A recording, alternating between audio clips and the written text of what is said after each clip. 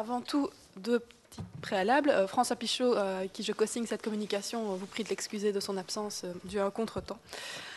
Par ailleurs, cette communication est un petit peu en décalage par rapport aux deux communications précédentes, puisqu'elle ne va pas vraiment traiter de la gestion des âges, mais plutôt de la problématique de la flexicurité de façon large, même si l'idée est de l'aborder sous un angle sous lequel elle a été relativement peu traitée jusqu'à présent. Alors, en fait, les transparents que vous allez voir synthétisent l'aboutissement théorique, enfin je devrais plutôt dire le cheminement théorique, parce que ce n'est pas encore vraiment un aboutissement, mais d'un projet européen, transnational, qui était financé par le Fonds social européen, dans lequel nous avons collaboré notamment avec l'IAE de Lille et avec l'université de Tilburg, entre autres Ton Wilthagen, et également des partenaires sociaux. C'était un projet de recherche-action, donc il ne s'agissait pas d'un projet uniquement conceptuel, théorique. L'idée de ce projet, j'ai pris quelques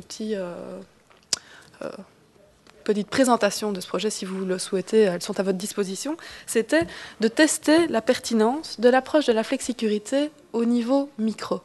Jusqu'à présent, quand on parle de flexicurité, on parle souvent de flexicurité au niveau macro, au niveau des stratégies nationales, au niveau des politiques stratégiques nationales de gestion du marché de l'emploi.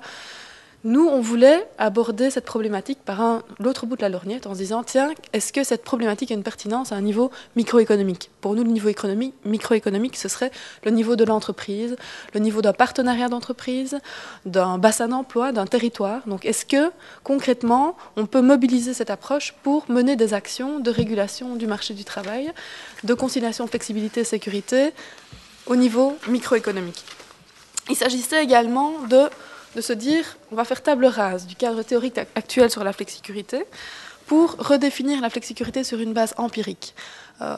Parce qu'on s'est assez vite rendu compte que les cadres théoriques actuels qui sont disponibles ne permettent pas d'opérationnaliser la flexicurité. Ils permettent de penser la conciliation flexibilité-sécurité de façon assez large, mais une fois qu'on se dit, tiens, concrètement, moi, dans mon entreprise, je voudrais faire de la flexicurité, ou quand une autorité locale se dit, moi, je voudrais mettre en place des dispositifs de flexicurité, comment on fait? On n'en sait strictement rien, on n'a pas d'outils pour ça. Et donc l'idée, c'était de redéfinir la flexicurité sur base des pratiques de terrain. Donc une approche empirique, une approche inductive, mais également une approche participative. Le principe, c'était, ce ne sont pas les chercheurs qui doivent dire ce qu'est la flexicurité, ce sont les acteurs du marché du travail, qui sont les premiers concernés par cette problématique, qui doivent dire ce que c'est la flexicurité. Donc ça, c'était pour le cadre. Donc vraiment, on voulait se sortir des débats politiques, des débats idéologiques et tester, en fait, se mettre à l'ouvrage et voir si ça a du sens. Pour ce faire, on a mené plusieurs projets pilotes dans le Nord-Pas-de-Calais et également dans la région liégeoise, où on a tester des compromis un peu novateurs en matière de flexibilité et de sécurité. Je ne vais pas avoir l'occasion de vous présenter ces projets pilotes aujourd'hui parce que malheureusement le temps me manque, mais je serai heureuse de vous faire partager cette information. Et je suis également venue avec un DVD qui est en fait l'output de ce projet, qui présente toute une série les différentes réalisations sous forme de film notamment de ce projet. Et donc il y en a quelques-uns à votre disposition, si ça vous intéresse, n'hésitez pas. Et donc, grâce à ces projets pilotes, on a testé avec les gens des choses. Et ça nous a permis progressivement de commencer à élaborer un cadre pour la flexicurité. De se dire, là, on est dans la flexicurité, là, on n'y est pas. Ou ça... je vais peut-être quand même passer les slides, ce serait... Merci. Voilà. Ça c'est de la flexicurité, ça n'en est pas. Ça, c'est une bonne flexicurité, ça, c'est une mauvaise flexicurité. Donc, il ne s'agissait pas de se dire... Partons de la définition existante, politique stratégique, qui vise de façon synchronique et délibérée, d'une part, à améliorer la flexibilité du marché de l'emploi, d'autre part, enfin, vous connaissez la définition comme moi. Non, on voulait sortir de ça, on voulait se dire, regardons ce qui émerge. Ne qualifions pas ça directement, regardons ce qui émerge comme tentative, parce qu'on a le postulat que tant cette émergence au niveau microéconomique, tant ces nouvelles pratiques vont contribuer à faire évoluer la régulation du marché du travail, autant que la modernisation du droit du travail ou les nouvelles politiques stratégiques qu'on pourra mettre en œuvre à un niveau macroéconomique. Alors, première chose, c'est de se dire que, dans le cadre théorique de la flexicurité, et ça, on voulait le conserver, l'idée, c'est la pluralité des points de vue en termes de flexibilité et de sécurité. Donc, tant l'employeur que le travailleur ont des besoins de flexibilité et de sécurité. L'approche est donc basée sur la similarité des besoins des parties. Or, dans les faits, quand on commence à lire des choses sur la flexisécurité, on se rend compte que généralement les besoins de flexibilité sont attribués à l'employeur et les besoins de sécurité sont attribués aux travailleurs. Donc ça ne permet pas vraiment d'aller au bout des perspectives qui sont ouvertes par le cas théorique de la flexisécurité, qui est quand même intéressant. C'est ça notamment qui est intéressant dans la flexisécurité. Or, la flexibilité et la sécurité sont des réalités très complexes, très hétérogènes. Il y a aussi beaucoup de représentations derrière ça, donc on ne peut pas vraiment définir ce que c'est la flexibilité, ce que c'est la sécurité.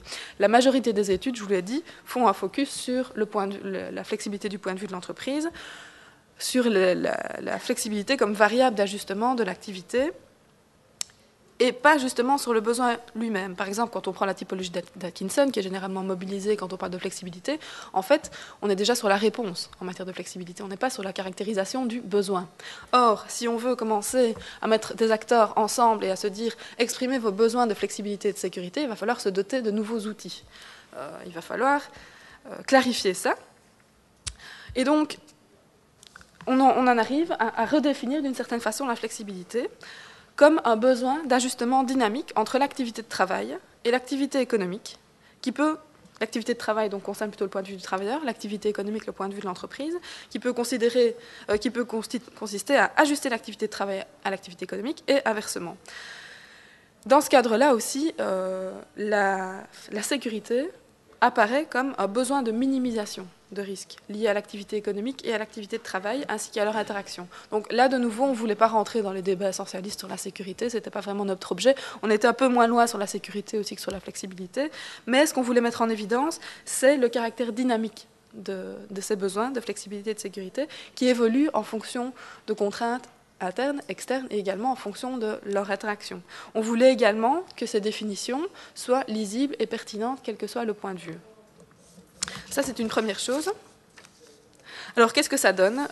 Rassurez-vous, je ne vais pas commencer à détailler tous les tableaux, ce n'est pas vraiment l'objet, ils sont dans le papier si ça vous intéresse. Mais donc, c'est vraiment d'obtenir des dimensions, des variables, des caractéristiques des besoins de flexibilité et de sécurité qui soient lisibles dans les deux sens, de façon à se donner une grammaire commune, de façon à ce que quand on met ensemble autour de la table des travailleurs, des employeurs ou leurs représentants, on puisse utiliser le même vocabulaire pour parler de nos besoins. C'était un préalable qui nous semblait nécessaire. Et voilà, vous pouvez observer les différentes caractéristiques qu'on a relevées. C'est toujours un travail qui est en cours, donc il y a sans doute encore des améliorations, sans doute encore des ambiguïtés. Mais par exemple, il nous semble qu'on peut tester, caractériser la prévisibilité du besoin. Est-ce qu'on peut l'anticiper ou pas ? La cyclicité, est-ce qu'on est plutôt dans des séquences temporelles longues ou dans des séquences temporelles courtes ? On peut essayer de caractériser l'ampleur de ce besoin, ce qui va concerner l'ensemble de l'activité, l'ensemble de la vie professionnelle, ou est-ce qu'il va simplement concerner une partie de cette vie ? Est-ce que c'est un besoin qui va être fortement contraint, ou est-ce qu'on a des marges de manœuvre ? Est-ce que c'est un besoin qui est plutôt quantitatif ? Est-ce que c'est un besoin qui est plutôt qualitatif ? Je vais utiliser un cas pour essayer d'expliciter un petit peu de manière plus concrète ces différentes catégories. Mais je vais tout d'abord vous dire quelle est notre définition de la flexisécurité. Puisqu'en fait, les besoins d'ajustement et les besoins de minimisation des risques, ils émanent d'acteurs qui sont situés chacun dans des contextes particuliers. Notre approche inductive permet de repérer, dans un contexte précis, les interactions entre les acteurs et l'évolution de cette interaction. Alors, à part dans le cas où on a des rapports de pouvoir qui sont totalement asymétriques, et auquel cas, soit un acteur se soumet, soit il sort du jeu, on n'aboutit pas à un compromis. Dans les autres cas, il y a un compromis qui se négocie. Donc pour nous, la flexisécurité, c'est ce compromis entre flexibilité et sécurité, un compromis plus ou moins équilibré. Et donc dans ce cadre-là, la flexisécurité apparaît comme un compromis dynamique entre besoin d'ajustement de l'activité économique et de l'activité de travail d'une part, et besoin de minimisation des risques liés à leur interaction d'autre part.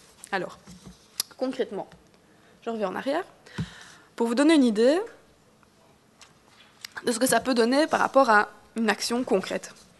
On a travaillé dans le cadre de ce projet sur un des projets pilotes qui concernait une entreprise de logistique aérienne, TNT, qui est implantée sur l'aéroport régional liégeois, qui est une entreprise qui était fortement décriée, notamment parce qu'elle propose des contrats de travail assez atypiques, dans la mesure où ce sont des contrats 20 heures de nuit. Donc les travailleurs travaillent de minuit à 4 heures du matin, 5 jours par semaine.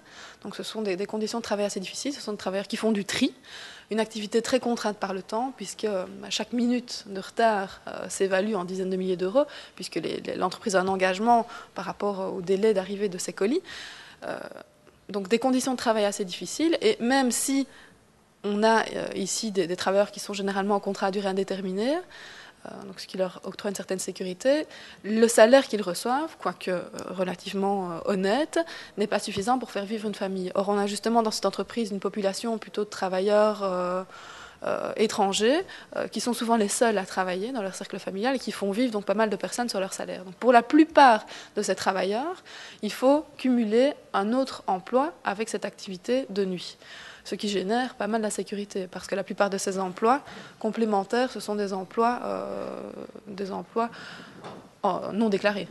Donc vous imaginez, parfois certains ont deux, trois emplois d'ailleurs sur la même journée. Donc, dans ce cadre-là, quand on veut caractériser les besoins d'ajustement de l'employeur, on voit qu'en fait, c'est ce besoin d'ajustement, ce besoin de flexibilité qui est le point d'entrée. L'entreprise a des contraintes de flexibilité très importantes, qui sont prévisibles, qui s'organisent sur des séquences temporelles longues, qui sont de grande ampleur, qui concernent toute l'activité, qui sont fortement contraintes par le temps, qui sont plutôt quantitatives. Néanmoins, elle a également un besoin de minimisation des risques, cette entreprise. Elle a un besoin de sécurité, qui porte en fait au départ, quand cette entreprise s'implante, sur la sécurisation du volume de main-d'œuvre. Donc elle veut être sûre qu'elle va avoir toujours le volume de main-d'œuvre nécessaire dans son entreprise. Alors pour ça, préalablement à son arrivée, elle négocie avec les syndicats un compromis. Un compromis, on peut dire peut-être de flexicurité, c'est à voir. La flexibilité demandée va s'échanger contre justement des contrats à durée indéterminée avec un revenu honnête pour le temps partiel qui est réalisé.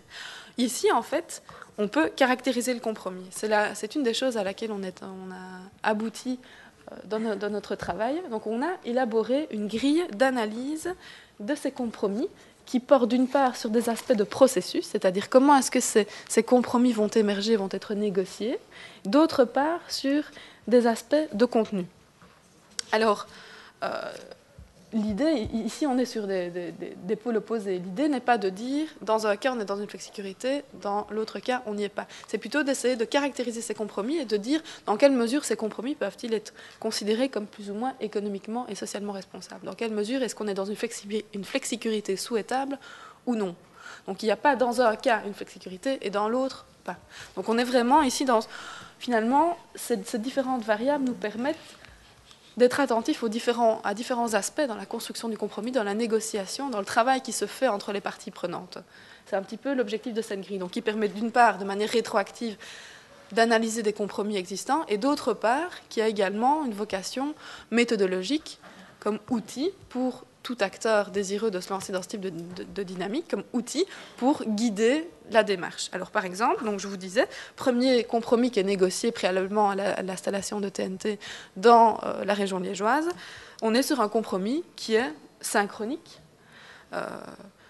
qui va renforcer dans un même temps la flexibilité et la sécurité, qui est participatif, les organisations syndicales, les employeurs sont directement mobilisés, qui est délibéré, on est vraiment dans une démarche délibérée, qui est pérenne, qui donne des garanties collectives, qui est formalisé. Donc on a toute une série de caractéristiques pour ce compromis. Par rapport à ça, il y a une évolution. Donc ça, c'est le premier compromis quand l'entreprise s'implante. Quelques années après, elle se rend compte qu'en fait, son besoin a évolué. Parce que le climat de morosité économique que connaît la région liégeoise fait en sorte que finalement, la difficulté, ce n'est pas d'obtenir le volume de main-d'œuvre nécessaire. En fait, c'est surtout d'obtenir le turnover nécessaire. Parce que les travailleurs qui sont rentrés dans l'entreprise il y a 6 ans, ils y sont toujours. Il commence à y avoir du vieillissement, ça devient difficile à gérer, parce que c'est un travail lourd, donc on ne peut pas garder des travailleurs âgés. Donc il va falloir essayer de favoriser des transitions de ces travailleurs. Et donc, l'entreprise réévalue son besoin de sécurité. Le problème, ce n'est plus la fidélisation des travailleurs, mais c'est le turnover. Et donc, on va passer à un besoin de sécurité qui va être plus qualitatif. et moins quantitatif qu'auparavant. Du côté des travailleurs, leurs besoins d'ajustement, leurs besoins de flexibilité, c'est plutôt la prévisibilité, plutôt les cycles longs. Ça leur permet justement d'arriver à combiner de manière relativement gérable une activité complémentaire à leur travail chez TNT. Du côté de leurs besoins, je vais terminer. Du côté de leurs besoins de sécurité, leurs besoins de minimisation des risques, il est surtout quantitatif, c'est surtout le revenu qui les intéresse, c'est surtout la sécurisation de revenus suffisants. Il est quand même un petit peu qualitatif, c'est aussi la question de l'employabilité. Pour une certaine partie des travailleurs, ils se voient là en transition, donc c'est quand même la question de leur employabilité et du développement de leur carrière. D'autres se voient là justement ad vitam aeternam. Ça n'arrange pas tellement l'entreprise. Et donc, par rapport à ça, de nouveaux compromis vont émerger. Il y a différentes options qui émergent. Et ici, on est vraiment dans une autre optique.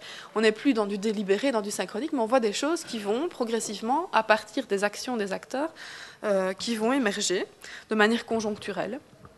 Différentes solutions, par exemple, la combinaison de l'emploi chez TNT avec un travail d'indépendant qui est organisé par TNT. Il s'agit d'aller distribuer des toutes boîtes sous statut d'indépendant. Ça peut se faire de manière relativement aisée en combinant ça avec une activité de nuit. Alors bon, on jugera ça comme on le veut, mais effectivement, c'est un compromis qui émerge. Une autre idée, c'est de combiner, de cumuler deux emplois, le travail chez TNT et le travail dans une entreprise voisine, dont les shifts sont se structurent assez bien, puisque dans le travail dans l'entreprise voisine, c'est à peu près les 4 heures précédant le shift chez TNT.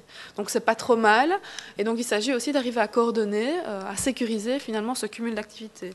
Une autre option, c'est de collaborer avec les organismes de formation locaux pour permettre des formations qui se donnent juste avant le shift, de façon à ce que les travailleurs ne doivent pas aller la journée en formation en plus de leur travail de nuit. Donc vous voyez différentes choses qui commencent à émerger. L'objectif, c'est d'arriver à faire en sorte que cet outil soit utilisé, il l'est déjà dans certains cas, par des partenaires sociaux pour arriver à réguler finalement les problématiques de flexibilité et de sécurité auxquelles ils sont confrontés à leur niveau, au niveau de leur entreprise ou de leur territoire. Voilà, je vous remercie.